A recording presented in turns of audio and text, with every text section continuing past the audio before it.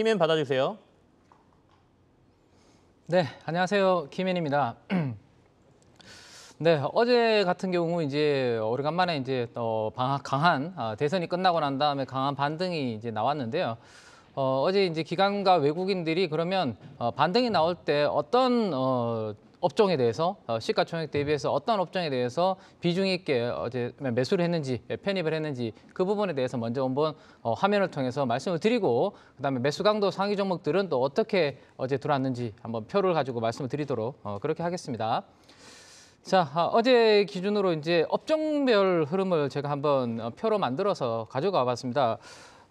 기관 매수 강도에서 어제 가장 상위 업종으로 포착이 된 업종은 미디어 업종입니다. 제가 어제 그런 말씀을 드렸죠.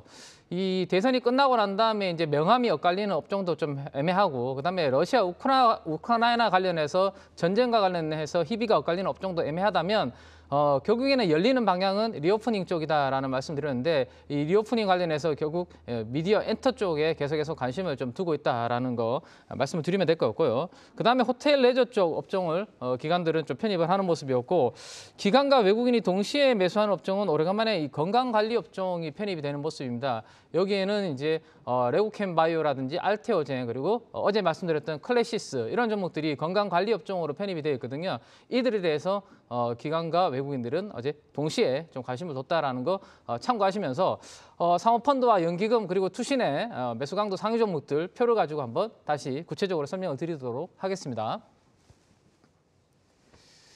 자, 조금 전에 말씀드렸던 것처럼 제가 이제 미디어 업종에 대해서 어제 기관 투자가들은 가장 강하게 매수 강도가 들어온 업종이다라고 말씀드렸는데 그 세부적으로 종목을 들여다보면 사모펀드에서는 YG 엔터테인먼트를 가장 강하게 매수하는 모습이었습니다.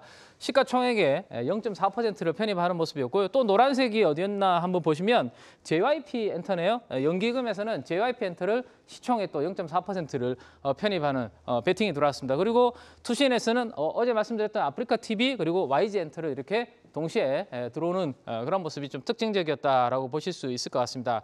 그리고 기타 이제 리오프닝 관련해서 하나투어, 호텔신라 이렇게 이제 호텔 레저 업종이 조금 전에 이제 편입이 되었다라는 말씀드렸는데 그들이 좀 보이는 모습이고요. 기타 IT 관련주들도 일부 편입이 되어 있는 그런 모습입니다.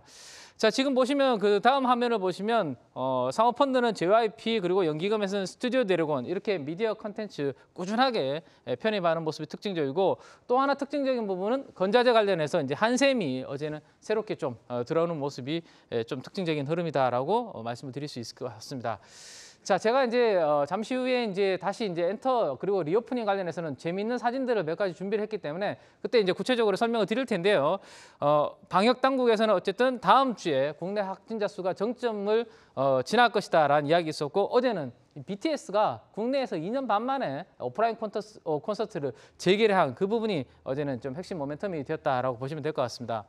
자, 그리고 이제 전반적으로 이제 리오프닝이 되면 이제 미용 의료기기라든지 여행 그리고 편의점 그리고 이제 화장품까지 이렇게 수급이 들어오는 모습인데 미국에서는 이제 대중교통의 마스크 의무화 해제 전망 이야기도 지금 나오고 있고 우리나라 방역 당국에서도 백신을 접종 완료한 분들은 해외 입국자 같은 경우 격리 면제 여부가 이번 주에 또 결정이 된다라는 이야기가 또 있습니다. 그래서 리오프닝 쪽은 꾸준히 관심을 두시면 될 것 같고요. 자, 방산 관련된 부분인데 러시아 우크라이나 이슈가 주춤할 때 주가는 좀 빠졌지만 오히려 앞으로 방위 산업은 수출 관련된 모멘텀을 주목하시는 게 좋을 것 같고요. LIG 넥스원에 대해서는 사모펀드에서 계속 관심을 두는 그러한 모습이었습니다. 자, 마지막으로 이제 게임주 중에서는 어제 컴투스 홀딩스에 대해서 가장 강한 매수 강도가 들어왔습니다. 시가총액의 0.74%의 편입 강도가 들어왔는데요.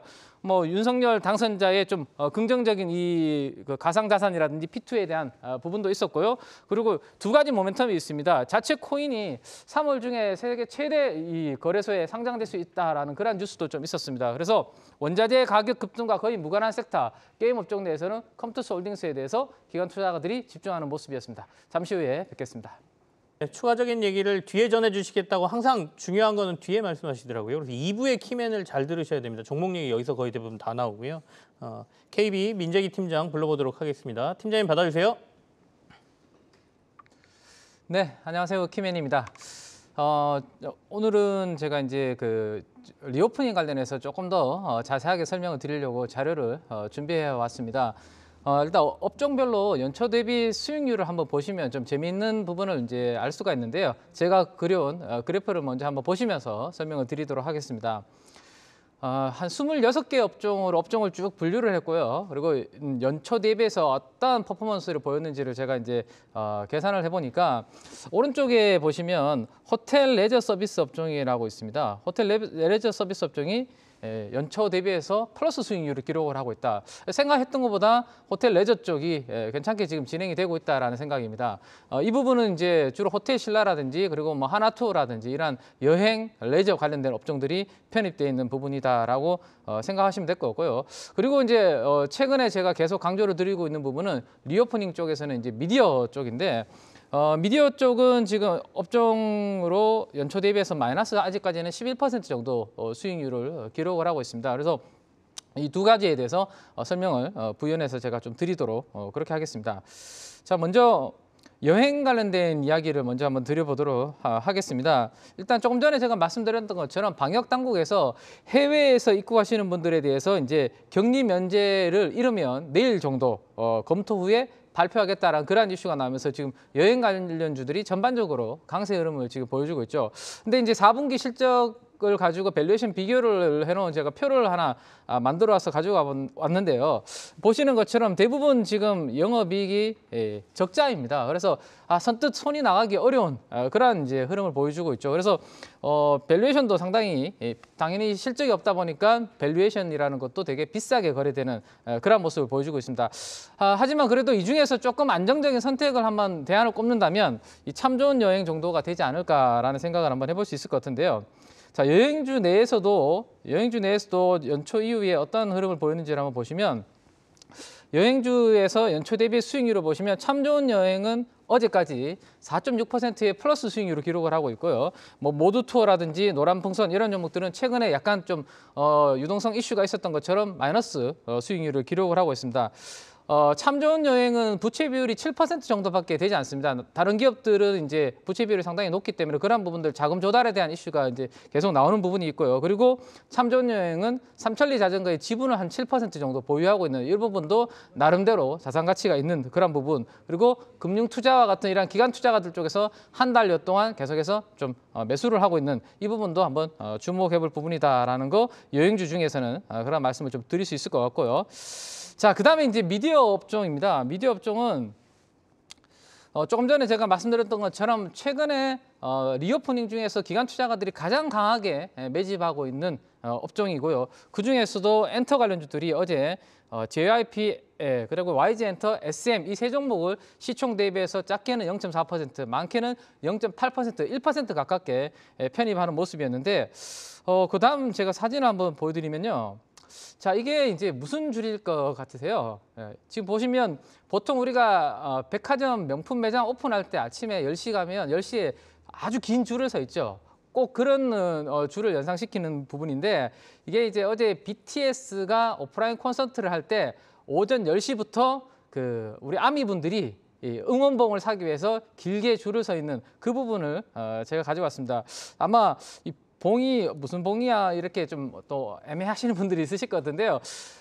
이 BTS 팬클럽 아미분들의 공식 응원봉을 아미밤이라고 하고 이렇게 생겼습니다. 아마 처음 보시는 분들이 많으실 텐데 이게 하나당 한 39,000원, 4만 원 가까이 하는 건데요. 이걸 사기 위해서 조금 전에 보셨던 것처럼 엄청나게 긴 줄을 섰다라는 거죠. 그러면 자, 지금까지는 이제 우리가 오프라인 콘서트를 못하면서 음원이라든지 이런 부분들로 관련해서 매출이 이루어졌는데 지금부터는 오프라인 콘서트 티켓도 있죠. 이러한 이제 굿즈를 현장에서 팔면서 여기와 관련된 실적도 같이 올라오는 부분이 이제 엔터주들한테 실적 상향 조정이 기대감이 커지고 있다라고 보시면 될 것 같습니다. 그래서 제가 이제 실적 추정치를 한번 가져와 봤습니다.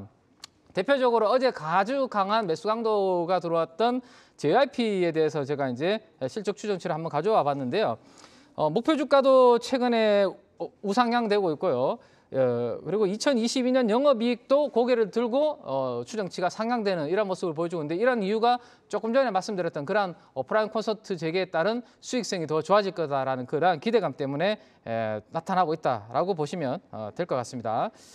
자, 마지막으로 하나만 더 이제 설명을 드리면, 그래서 이제 JYP 엔터 같은 경우가 신흥 그룹들이 원래 이제 가장 많이 데뷔를 하기 때문에 긍정적인 모멘텀이 계속 기대할 수 있을 것 같고요. 제가 YG 엔터도 상반기에 우리 블랙핑크라든지 그다음에 빅뱅 컴백 이야기 계속 해드렸습니다.